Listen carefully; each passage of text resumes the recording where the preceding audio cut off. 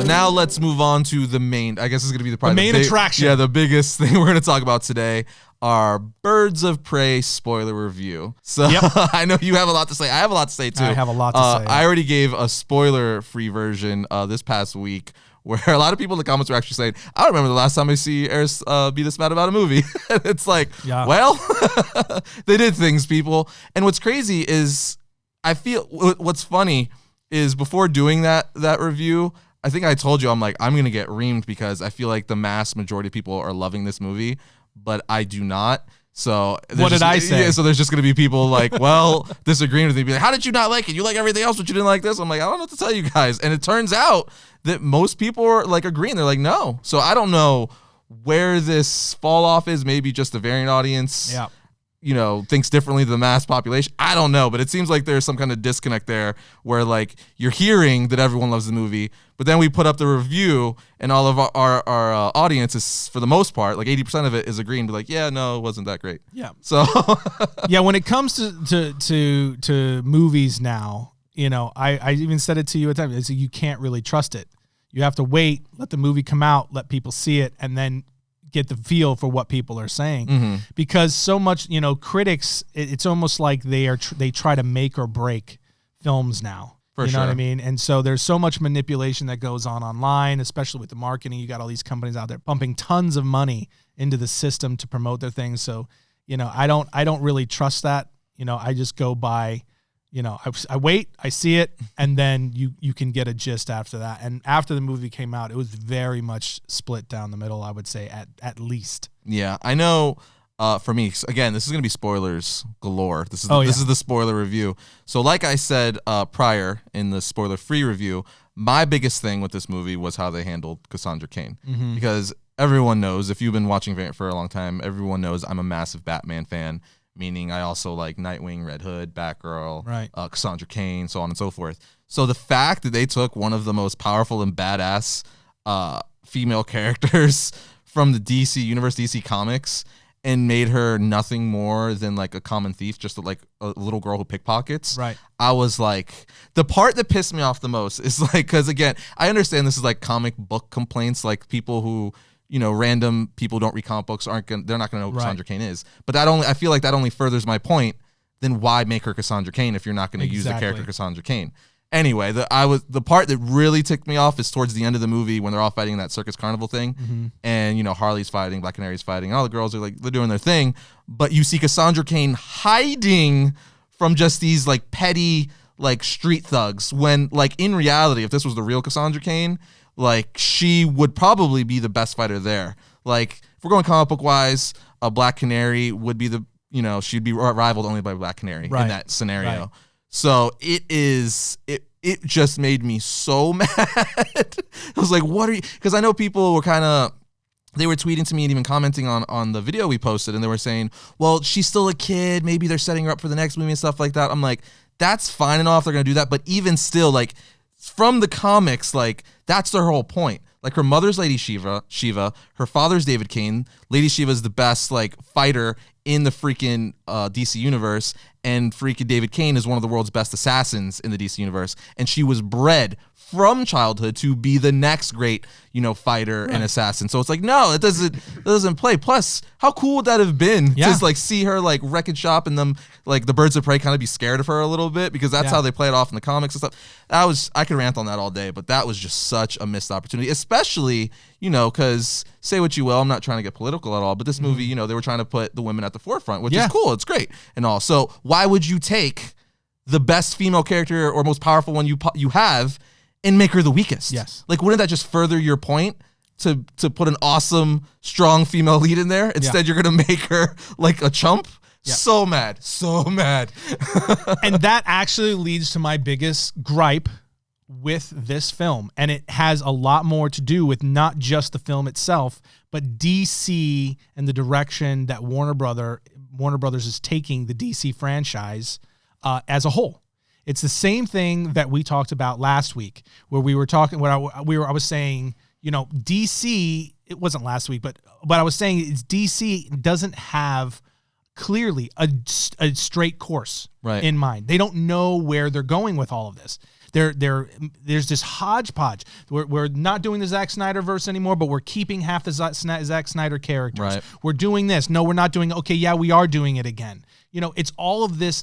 And then you look at what they did with this movie, down to them changing the name of the film after opening weekend to Harley Quinn Birds of Prey, because they realized they done effed up by naming it Birds of Prey when the movie is not about the Birds of Prey. Nope.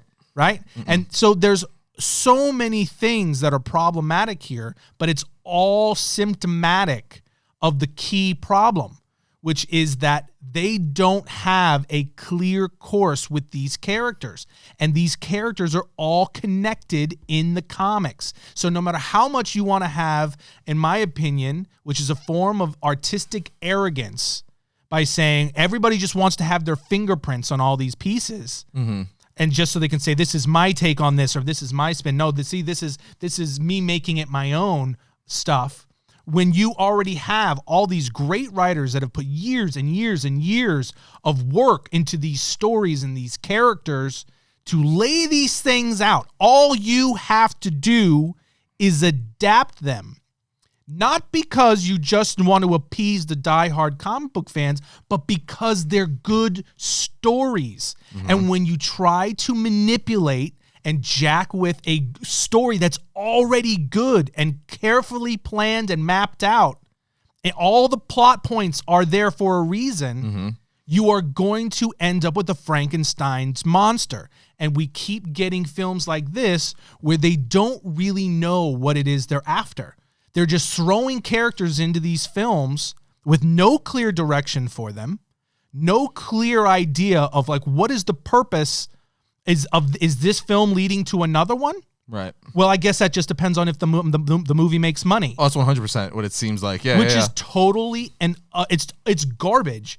Even from the standpoint of how these characters are being treated. These are characters that have been around for a really long time, that are loved by a lot of people. Mm-hmm. Right. I kind of look at it like how the Chronicles of Narnia films that came out not too long ago. Mm-hmm. Right. There was a lot of like, wow, they're finally making these movies because this is like classic literature, beloved by a lot of people. Kids grew up reading them, whatever. And then they made them and they kind of did it all out of order. And it was just, they put some effort into it, but then as it wasn't making enough money, they started roping it back and then it made it worse. Right? And it wound up getting butchered and the whole thing got canceled because people were like, oh, well, they're not doing this justice. Yeah. So now the property is going to Netflix and they're going to start all over again, right? And hopefully they do it right. But in this case, you can't do that because Warner Brothers owns all of it. Well, and they're the ones that are the catalyst for all this stuff. So we're getting all these characters that are just all over the map. And we're getting characters like you said, Cassandra Cain, where they're just like, oh, what would be cool if that was Cassandra Cain. But not put Cassandra Cain because in the they movie. don't care about the character at all. They don't care about how she plays into the DC universe or what she's going to do going forward because they might never ever use her again. They'll just reboot her, and that's their mentality. And that, to me, that's a short-sighted mentality. Well, I mean, yeah. The craziest thing to me too is like I feel like we talk about the DCEU quite often because they're always making new announcements. We got Shazam 2's filming in July. Right. Apparently, we got Aquaman 2 coming out shortly after that, and so on and so forth. Matt Reeves' Batman movie, yada yada. But what's crazy is a big glaring problem with this movie too is the Joker. Right. Mm-hmm. We know they haven't said it yet, but we clearly know by their actions speak louder than words. Them not. Leto being very vague on the topic, Warner Brothers being extremely vague on the topic, right. And this movie not showing like Leto Joker at all. Like it was very much like from the back of the head, like anyone could have been the Joker in the brief times they showed him. Because I used clips from Suicide Squad in this movie for the flashback when he threw her into the vat of acid, right? But you barely see him. And then even there's drawings of him with no tattoos, actually. Looks totally different, which I thought was really funny. So the perfect way to fix all of this, which is why it makes no sense, the Flash movie. They're doing a Flashpoint movie. We know that. It's coming out in, I believe, 2022. So why not make that priority? If things didn't work out, Justice League didn't really work out for you, and everything kind of fell, after that. Sure, Aquaman was a big hit, so was Shazam, Joker, obviously, but that's not even in the DCEU. those were big hits, and they've had some success. And Aquaman and Shazam, I do like those movies. Still, with the DCEU, you have a Suicide Squad 2 coming out. Obviously, you have Harley Quinn and Birds of Prey. That's planned and out way before that. Why not just move up Flash?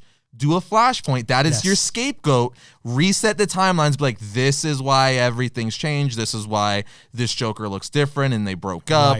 This is why, the Birds of Prey this way. Suicide Squad is different in the second movie, and so on and so forth. This is why we got a new, younger Batman. It's all, that is comic book stuff. That happens in the comics all the time. Yeah. So it's right there for the taking. Anyone could tell you. We're basically telling them. So it's like, why don't you just, that just seems like better business.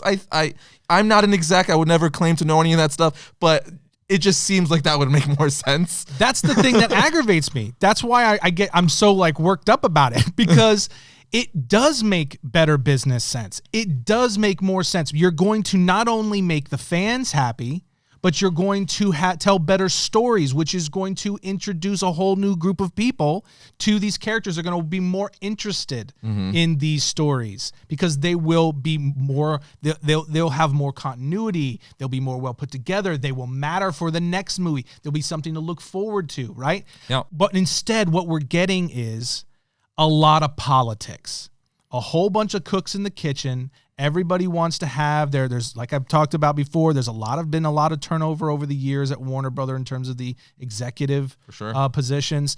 And so everybody that comes in, they clean house, and then they want to do their own spin on things. And it's like, there needs to be a clear creative director like a Kevin Feige that comes into DC and he says, I will do this under one condition. One of my main conditions is I have the final story decision-making.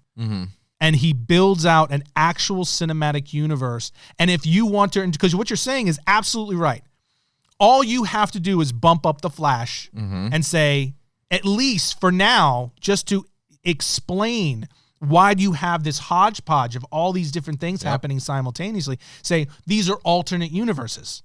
So that's why you have this Harley over here, and there's going to be another Harley over here. Telling different storylines. That's why the Joker's like this here, and we have this Joker over here. And explain that. And again, look, they're just movies, and it's just storytelling. So you can do it really however you want. But what I'm saying is that these are existing characters that people, a large group of people, really like and enjoy. And if you're going to come in and take a story that's really popular, like Mad Love, right? That's directly tied to the Batman and the animated series that we all grew up on, like us with the wallets. Okay. We all grew up on that stuff. So we all know what Mad Love is. We know that story. If you're going to take that story and you're going to come in and say, okay, we're going to adapt that to the screen, but then what you actually give us looks nothing like it whatsoever, and then bring in some, Frankenstein version of the Birds of Prey that doesn't even come in till the very end of the film, but then you title the movie Birds of Prey. Just all this stuff, taking characters like Cassandra Cain and stripping her down to this completely helpless pickpocket foster kid, instead of who she is in the comics, this dope, really tough fighter. Just on and on and on you could go. It's just, it makes no sense past you just have a whole bunch of people that want to be able to say, this is mine. No, it's really frustrating too, considering that Harley Quinn, say what you want about Suicide Squad. I think a lot of people would agree that Harley Quinn, Margot Robbie was one of the better things or the only good thing about that movie. I know a lot of people say I didn't like the movie, but Margot Robbie was good as Harley Quinn. Yeah. And I think she's even better in this movie. I actually enjoyed her a lot. I think I said it in my spoiler-free review where I think she, because Harley Quinn in the comics and cartoons, she goes from that bubbly, cute to I'm gonna kill you, right. But she'll be running down and she'll see a pretty person stop, ooh, pretty. Next minute she's beating someone over the head with a bat. Yeah. And I think she played that really well, which is why the first quarter of the movie I liked a lot, because it was before the Birds of Prey started getting introduced. It was pretty much just a solo Harley movie of her dealing with her fallout with the Joker and stuff. And I liked that whole scenario because it was very much kind of like the Mad Love. Now, given the situation and scenario was totally different, but in the sense to where she's you know, she's not in good standings with Right. Mr. J, if you will. And I'm like, so why not just do that? Or even, bare minimum, like a Gotham City Sirens movie, which would consist of Poison Ivy, Catwoman, and Harley Quinn. So if you could still have your girl ensemble, but it would still be, I feel like it would work better. You know what I mean? Especially if you had your ducks in a row. Catwoman's going to be in Matt Reeves' Batman movie. You know, that could have crossed over in a perfect world, I'm saying. So it's just so like disappointing that there's all these different avenues they could have gone and we didn't get that. And another thing I didn't mention in my spoiler-free review is that they did a Birds of Prey movie without Oracle. Oracle is like one of the founding members. Again, Batgirl, Barbara Gordon. I could say that to almost anyone in a store. I'd be like, you know what Batgirl is? Barbara Gordon? Like, yeah, I know Batgirl. One of the most popular female characters in all of fiction, I would actually say. And a founding member, Oracle, Barbara Gordon of Birds of Prey, wasn't in a Birds of Prey movie. Don't even mention her. Another missed opportunity. It's like, what And is happening? another one of the coolest female characters in DC Comics. Yes. One of the most well-known For sure. and most loved female characters in all of DC Comics. She has played multiple different roles. I would even argue, I would go as far to say that she's probably only second to like Wonder Woman as far as DC goes. As far as female character, I mean Harley Quinn, obviously. I would say like the trinity off the top of my head of DC would, as far as well-known, loved characters that are female, would be Wonder Woman, Harley Quinn, and Batgirl. Yeah. Like, so I don't know what. Just another missed opportunity there. Again, Pretty crazy. I just, you know, and I don't want to, you know, tear anybody down or berate anybody, or it's just, for me, it comes off as a form of artistic arrogance. There's just no other way for me to say it, because you just think that your idea and your version of this is better than the artists who worked so hard to create these stories and tell the stories. And again, and I want to stress this, I'm not suggesting that you can't take artistic license with these stories in any way. For sure. You don't have to adapt it verbatim. That's not what I am saying. What I'm saying is they're taking and they're deviating and wandering so far away from what these stories are while still pretending to be those stories. You feel me? No, it's true. Yeah. That it's just off-putting. It's like, look, just say, look, this is a totally different thing. I think Marvel is a perfect example of that, where they deviate quite often from the comics, all the time. but they keep enough of the roots of their characters and storylines. Civil War, perfect example. Yes. They took the concept of, because the Civil War in the comics, completely different scenario, but they took the core of it, the heart of the story, to put Captain America and Iron Man at odds and divide the superheroes down the middle. And it worked, because they took the heart of the book and just put a different scenario around the core of it. Even down to giving us the live action version of that iconic clash between Iron Man and Captain America that makes us on nerds screen. Exactly. You just need those little tips of the hat, because that's why like people were, because originally I wasn't as harsh, I guess, as I should have been after rewatching the Justice League second time around. But that's because originally, first viewing, it appealed to all my little fanboy moments. Sure. Superman racing the Flash, like, you know, see Batman say, Flash is like, what's your superpower? And he's like, Batman's like, I'm rich. Like little stuff like that. You're like, yeah, that's cool. Just so we're not even asking. I feel like a lot of fans aren't even asking for all that much a lot of the times. Just like keep a core foundation and give us the little tip of the hat to be like, this is because you've been reading comics for like 20 years. You know what I mean? Yeah. So I don't know, but I do want to talk about another thing too. It's Birds of Prey, but the John Wick fighting-esque sequences, because I did say in my review, I was like, I don't know why people are comparing the fight scenes to John Wick, and I found out that's because one of the choreographers from John Wick was brought on to, I guess, help fix some of the fight scenes, because from what I don't know if this is fact, but from what people were saying in the comments, that apparently the fight scenes weren't working, so they had to get the choreographer from John Wick, to help kind of fix them. But even so, like I said in my review, again, it sounds like I'm completely bashing the movie. And again, I didn't. This is like a weird yes and no. Say the truth. Say the truth. Yes and no. Like, I didn't love the movie at all. There was a lot that I didn't like about the movie. Let's say that, because again, people were like, just say you didn't like it, and it's just because I know there's a lot that goes behind it. You know what I mean? I say it all the time. It's not that I don't want to say it. It's just like, we create stuff constantly, and not everyone loves what we do. So I know how it is when you work on something. And to be fair, we're doing it on a way smaller scale than Hollywood's doing it. So I even know how it is on our scale to put, a week into something and people be like, this sucks. So I can only imagine. So that's the only reason why, I don't like to be like, I hated it, because, it's not, I don't think their intent was to make a movie everyone hated, because, that's, that would just be malicious, and I don't think that's the case. Plus, they want to make money. So there's that, if anything. But there was just like a lot about this movie I didn't like. It just disappointed me a lot. And the only things like I did like was really Harley Quinn and then Black Mask. Ewan McGregor, I thought he did a solid performance. And the fight scenes, everyone's saying they're so cool. I like two of the fight scenes, both of the Harley ones with her bat sequence, and then the one where she's with the shotgun being back there. I know you didn't like that one that much. I liked it. To me, that was very like cartoon animated-esque, and I was like, it was just fun for me. But the other ones, I just felt like, just I guess the way they were shot, you could tell that like the stuntmen were waiting to get hit and stuff like that. Yeah. Where like, yes, it may have been the same choreographer, but I feel like in the John Wick films, they're shot different. So it's the same choreographer, but the cinematographer isn't shooting it the same. So you don't have this big wide, that you have a lot of cutaways and close. So it just feels, you don't see all the stuff you're not supposed to see, like a guy sitting there a second too long waiting to get hit by a bat or something like that. Right. So, it is what it is. I wasn't impressed with most of it. and same for me. Like I wanted to conclude by myself also saying, now that I've gotten my vent out of the way, there were aspects of this movie that I did enjoy.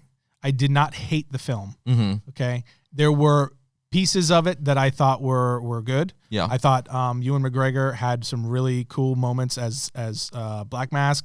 Roman Sionis, and I also thought that Harley Quinn had moments I thought all the characters had some moments here and there. I could not separate myself from what I view as just the very confusing situation that is DC cinematic films at this point. I just could not break free of it. So it's not even just this movie per se. This is just adding on top of it. No, that's why I said right out the gate, it's my biggest problem isn't really about this individual film. It's what Warner Brothers and DC is doing with DC stories and these characters as a whole, because there's no clear separation. Case in point is that they are keeping Margot Robbie as Harley Quinn for the new rebooted Suicide Squad film, as well as Jai Courtney as Captain Boomerang, who they show in the Harley Quinn movie. Yeah, he's a little Easter egg. There's a little Easter egg in there. And when she says, I know him, that sort of a thing. Mm-hmm. And it's like, okay, cool, but you just got done telling us that Suicide Squad movie doesn't exist anymore. You're rebooting the whole thing. You're recasting half the characters and basically to what we know so far, and maybe they don't. Maybe they say this is a continuation, and they act like it did happen. I think that's what it's gonna be like, because the Suicide Squad, I feel like with that one they can get away with because it's a revolving team of villains. Because you could just say we've got new villains for this new movie. That's why several of the ones from the first. And that's fine. I'm talking about the characters they're recasting. Oh, I see. Okay. Right. So they're recasting some and not others. And they flat out called this a reboot. I can't imagine that they're bringing in James Gunn for him to say, okay, I'm going to pick up from the last film. From everything we've seen, he came in with a specific pitch for that whole group as a whole, and it was more than one film. With that, I'm curious, because Amanda Waller, Viola Davis is Amanda Waller. Margot Robbie is my favorite part of the movie. She was great. Margot Robbie's Harley Quinn. So again, I don't know. I haven't really thought about it too much. To me, I'm just thinking like they're not going to use Deadshot. They're not going to use like Killer Croc, and then just saying but Harley Quinn and Captain Boomerang are still on the team. No Joker. We don't know what's happening with the Joker. It's just, again, we'll wait and see. Yeah. But it just feels so all over the place. Just as a whole, as a universe. And then for the individual movie, like that scene in the police station with her having the beanbag gun. The scene I liked and the scene you didn't like. Yeah. There was a lot of scenes in there. There was scenes that I liked. There was scenes that I was just like, what did we just watch? And then the other thing too that really kind of was just like, why? was they built Roman Sionis' Black Mask up the entire film. And then we get to the end where he finally puts on the black mask and he's dead in like 30 seconds. Yeah. Yeah. In the dumbest way imaginable, by the way. What's crazy about that, I mean, he's no like Mr. Freeze or Riddler or anything like that, No. but he's still a very popular Batman villain, especially in recent years with his appearances in Arkham Origins, a video game, several animated movies and cartoons. So plus he's just a cool villain. Yeah. Like, you know, in the comics, they say he's even a better mobster than freaking Two-Face and Penguin, which that holds a lot of weight. And he's sadistic too. And he's a psychopath. He's a, you know, we got a little bit of that in the movie, you know, peeling faces off, which is but a totally different type. A totally different type for sure. It's not that he was like almost like likable 1 second, then super crazy the next second, which added to his crazy, which is why I liked Ewan McGregor's And I didn't mind that. I didn't mind them changing his character in that way. In fact, it lent to one of the movie's darkest scenes in the club where he thinks this girl is laughing at him, and he stops everything with a packed club. And he makes this girl like get up on a table and start dancing as she gets gets her dress ripped off just to humiliate her. And it's just really dark and heavy.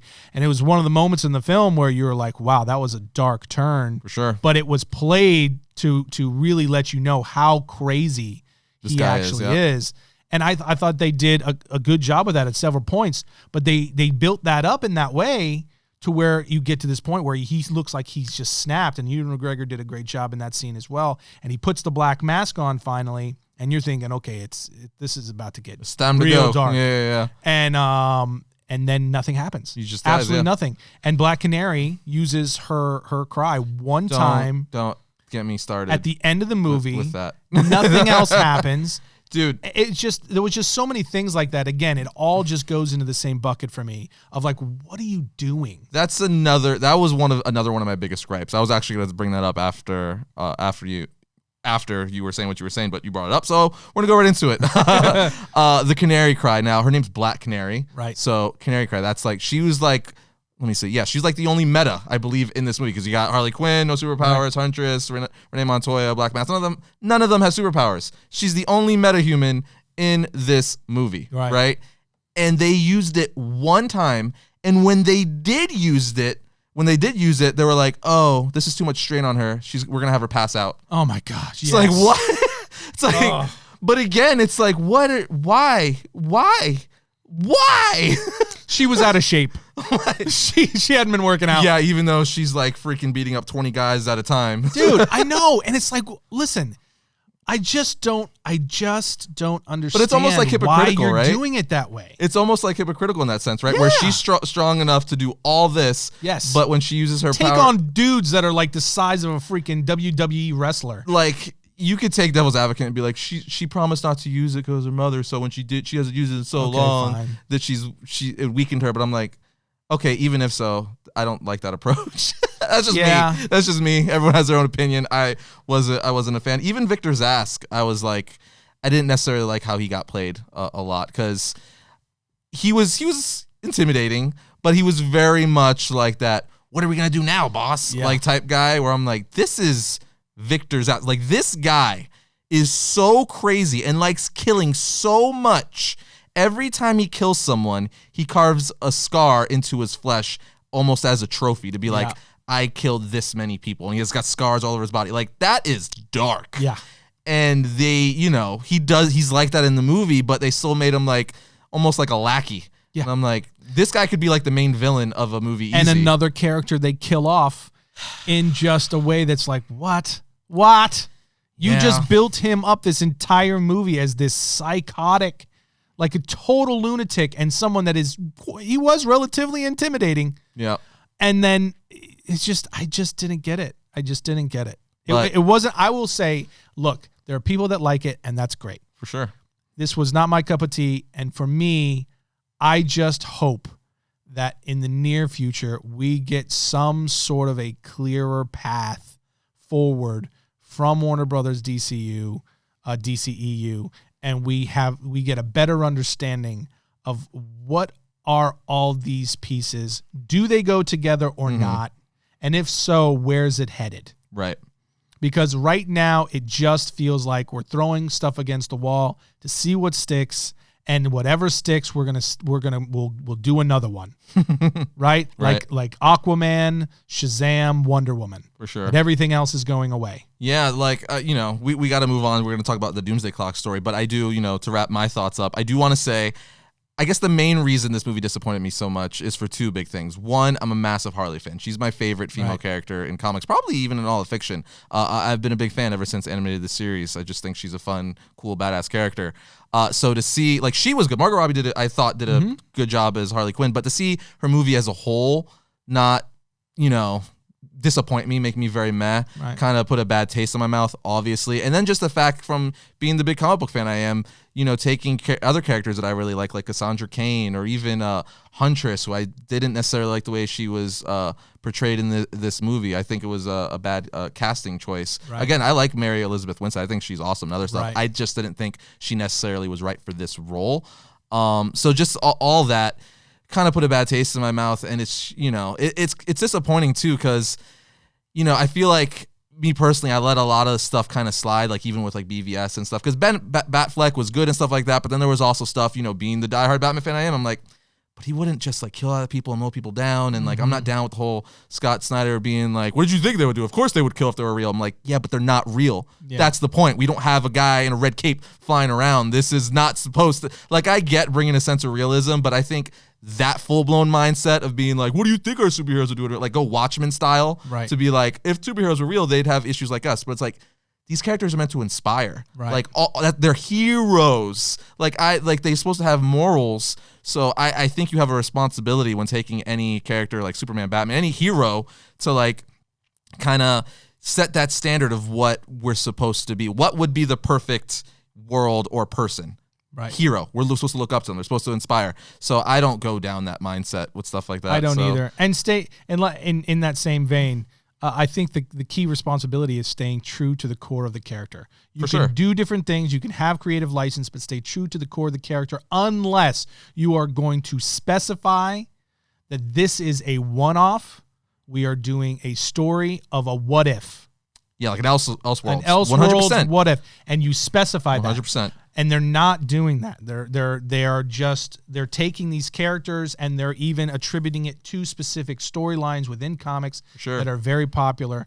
And I just don't think that's the best approach. And that's the crazy part too, because to that point, I love Elseworld stories. They're actually some of my favorite type of stories in all of comics, where it's like, let's take Batman and see what he would be like if he was like a serial killer or something. Like, that's awesome, because we still have like our real Batman. We'll never do that, but it's a cool to be like, oh, what would he be like if this so and so happened? So I don't know. And it's important to emphasize too. It's not just you and I saying this. We're not like one-offs saying this. The box office numbers are reflecting these things. Yeah, we didn't bring that up. The box office isn't doing too great with this movie. It is not performing, and we're seeing this type of stuff happen consistently now with large ticket franchises, tentpole films. When studios are not following the core of these characters that have been built and developed over time, that people have come to know and love. And when they're doing that, i.e. what we saw happening with Star Wars, and why they're roping back now and trying to figure it out, because they realized, okay, we took a wrong turn somewhere, and now it's hitting the box office. They're still making crap ton of money, but it's not performing the way that it could, or they want it to, or they know it should. It's crazy too. Like, initially when I heard because it was projected to make, I think, around 50 million opening weekend, and made 33. So it's like 20 million short. That's a big hit, because it's only going to go down every. The biggest weekend for any movie is opening weekend. It's just slowly, it either stays, but it slowly starts to decline after that. But initially I'm like, well, it's rated R, and I'm thinking to myself, wait, that shouldn't matter. Joker $1 billion. Deadpool $1 billion. Exactly right. Logan made a crap ton of money. These are all rated R superhero films, so I'm like, nope, that's not it. So they clearly missed the mark on something.